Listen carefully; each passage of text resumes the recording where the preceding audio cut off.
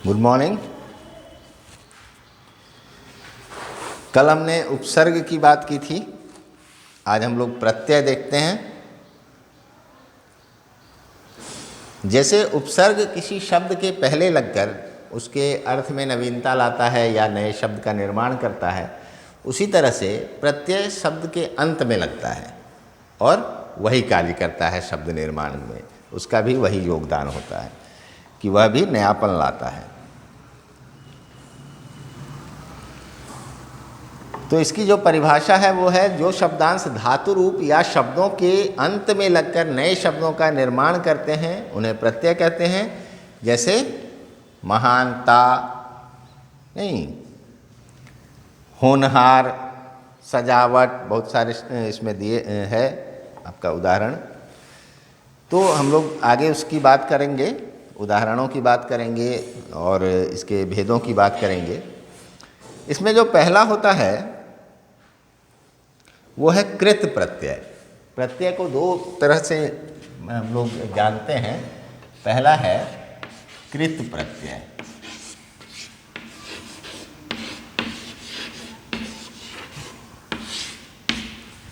कृत प्रत्यय जो होता है वह किसी भी शब्द के मूल धातु के साथ, मूल धातु रूप के साथ लगकर संज्ञा या विशेषण का निर्माण करते हैं।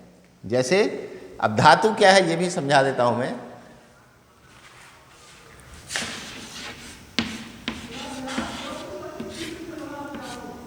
धातु जो है, धातु को अगर हम ऐसे समझें तो जो मेटल होता है, जो धातु, लोहा, सोना, चांदी, ये सब धातु कहलाते हैं।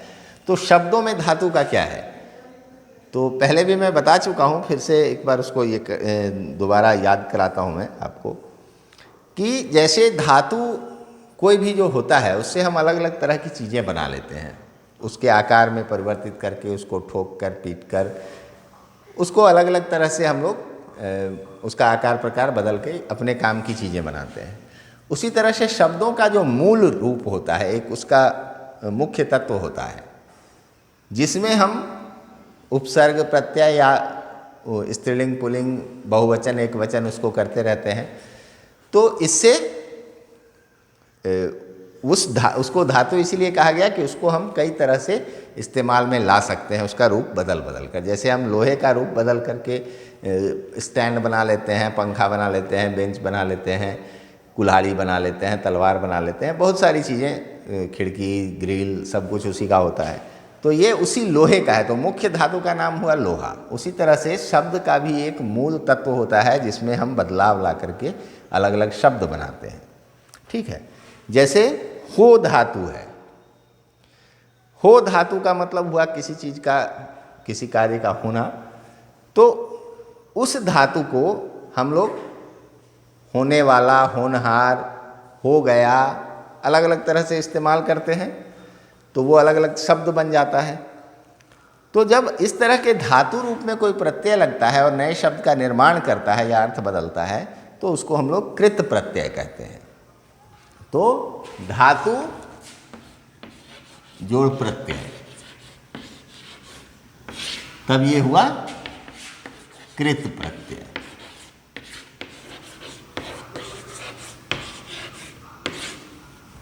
ठीक है, तब ये कृत प्रत्यय कहलाता है। और इससे बने हुए शब्दों को कृदंत कहते हैं। ठीक है। जैसे इसका उदाहरण हम लोग कुछ देख लेते हैं। होनहार हो गया, सजावट, सज धातु रूप है, आवट, उसमें प्रत्यय लगा है। पठ धातु है जिसका मतलब पढ़ना होता है, तो उसमें अनिय प्रत्यय लगा है, तो पठनीय हो गया। गा धातु में वैया लगा तो गवैया हो गया। ठीक है। तो ये सब संज्ञा या विशेषण का निर्माण होता है इससे। बहुत सारे उदाहरण हैं इसके, आप लोग इसको पढ़िएगा। इसी में फिर हिंदी के कृत प्रत्यय हैं, संस्कृत के कृत प्रत्यय हैं। गम धातु में गमन, अन प्रत्यय लग गया, अना प्रत्यय लगा भाव धातु में तो भावना बन गया। अनिया प्रत्यय लगा गोप में तो गोपनीय बन गया। आ लगा तो पूजा, इच्छा, विद्या बन गया। ई त्याग में त्यागी हो गया। इस तरह से धातु रूप में जब प्रत्यय लगेगा तो वो कृत प्रत्यय कहलाएगा। इसके बहुत सारे उदाहरण हैं, आप लोग उनको जरूर पढ़िएगा। एक तो प्रत्यय आप लोग याद करिएगा कि कितने प्रत्यय हैं, उनका अर्थ क्या होता है, ये समझने की ज़रूरत है। दूसरा है तद्धित प्रत्यय।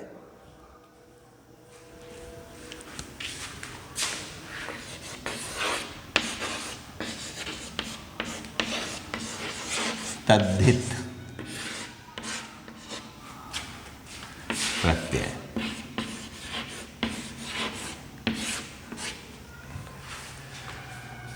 तो तद्धित प्रत्यय में क्या होता है कि ये धातु रूपों को छोड़कर अन्य शब्दों जैसे संज्ञा, विशेषण, सर्वनाम आदि के साथ लगकर नए शब्द बनाते हैं।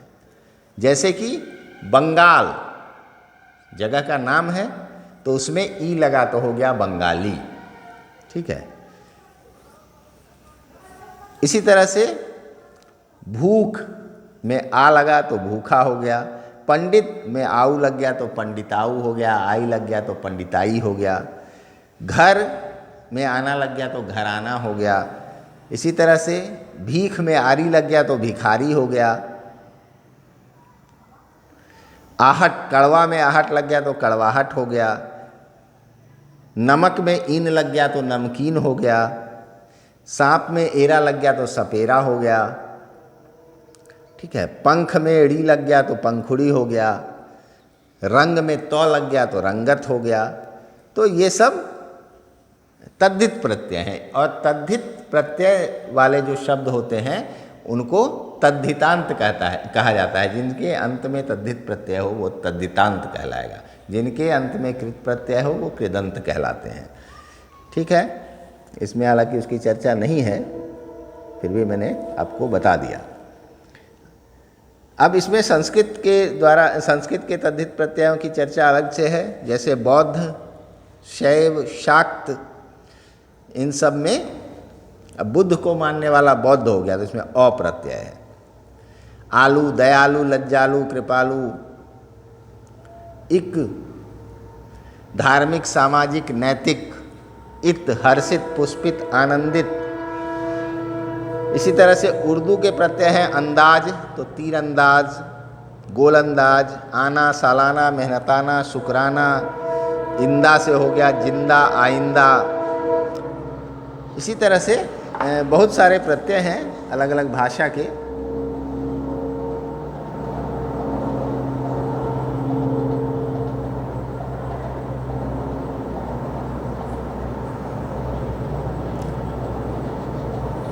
इसमें और मैं देखता हूँ और कुछ ऐसा है जो अलग से बताने लायक हो तो।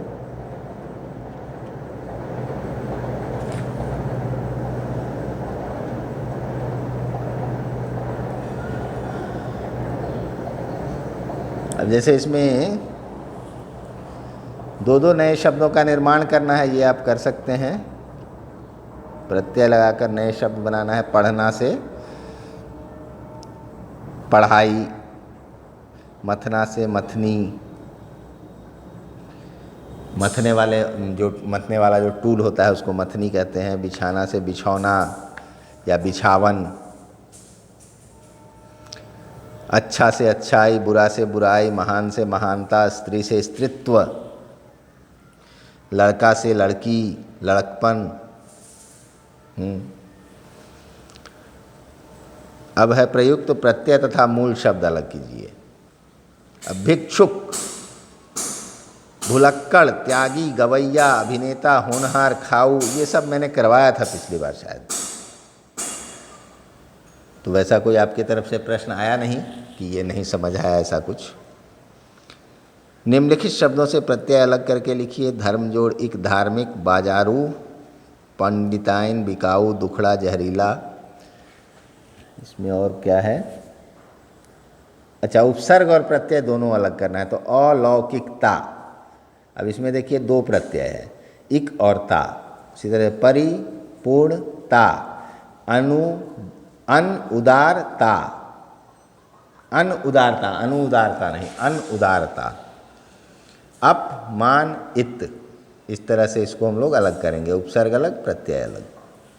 सही विकल्प चुनना है उड़ जोड़ आन, उड़ान। यज जोड़ मान, यजमान। अमानव जोड़ ईय, अब इसको अमानव जोड़ ईय कर सकते हैं, अ जोड़ मानव जोड़ ईय। ठीक है, इसमें उपसर्ग है अ और ईय है प्रत्यय। इसके अलावा बोर्ड परीक्षाओं में पूछे गए प्रश्न भी हैं इसमें।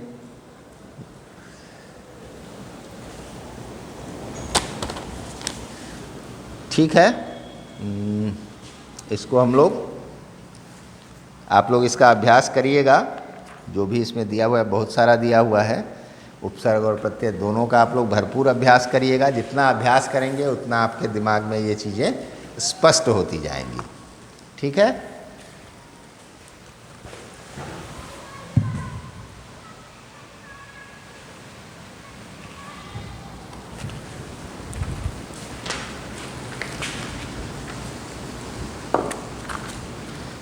उपसर्ग के अभ्यास की चर्चा मैंने शायद नहीं की थी कल, एक बार उसको भी देख ही लेते हैं। उपसर्ग की परिभाषा देते हुए 2 उदाहरणों द्वारा अपनी बात स्पष्ट कीजिए, तो ये आप कर सकते हैं। शब्द रचना में उपसर्ग की भूमिका, पिछली बार मैंने बताया था कि शब्द रचना में वो क्या करता है।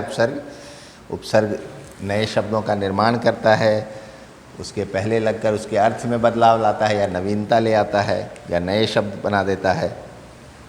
ऐसे 4 शब्द लिखिए जिनमें 2 उपसर्गों का एक साथ प्रयोग हुआ हो। यह मैंने लिखवाया था आपको, जैसे सम जोड़ आ जोड़ चार, समाचार। ठीक है, इस तरह के शब्द थे।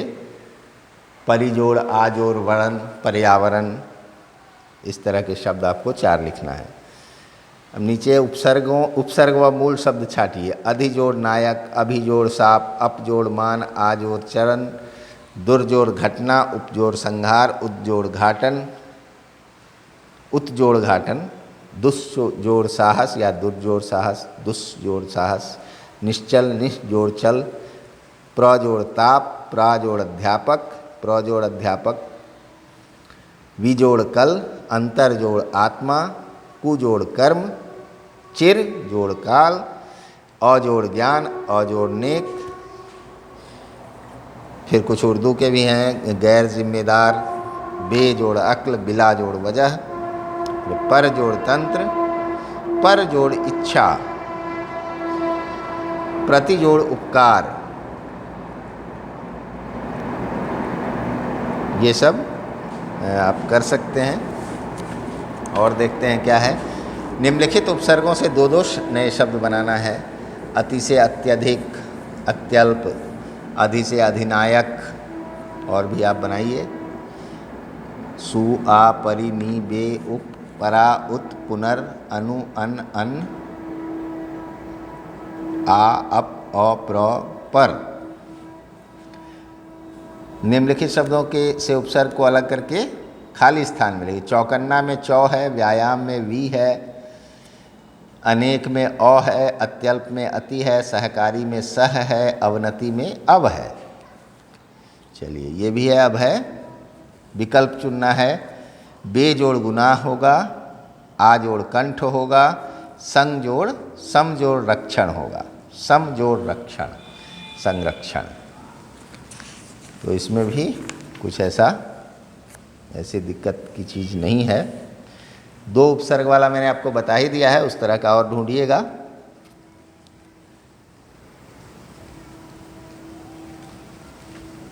स्वयं अभ्यास कीजिए। मूल शब्द और उपसर्ग अलग करना है। सत जोड़ जन, अन जोड़ इच्छा, और अब जोड़ गुण या अ जोड़ गुण, परिजोड़ प्रश्न, सदा जोड़ चारी, सम जोड़ वेदना, दुर्जोड़ दिन, अति जोड़ अधिक, निस्जोड़ कपट, उन जोड़ सठ, निर्जोड़ भयता। इसमें से अगर प्रत्यय अलग करना होगा तो निर्भय जोड़ ता, पुरा जोड़ तत्व, दुर्जोड़ घटना, सम जोड़ पूर्ण, सदा जोड़ सद जोड़ आचार, सदाचार में सद जोड़ आचार, अवनत, अब जोड़ नत, सम जोड़ बोधन, अल जोड़ विदा, सुजोड़ आगत, उत जोड़ तम, अधिजोड़ नायक, परिजोड़ वर्तन, सुजोड़ चालित, निर्जोड़ आलस, निरालस। 2-2 नए उपसर्ग, नए शब्द बनाना है। नए शब्द तो आप बना ही लेंगे।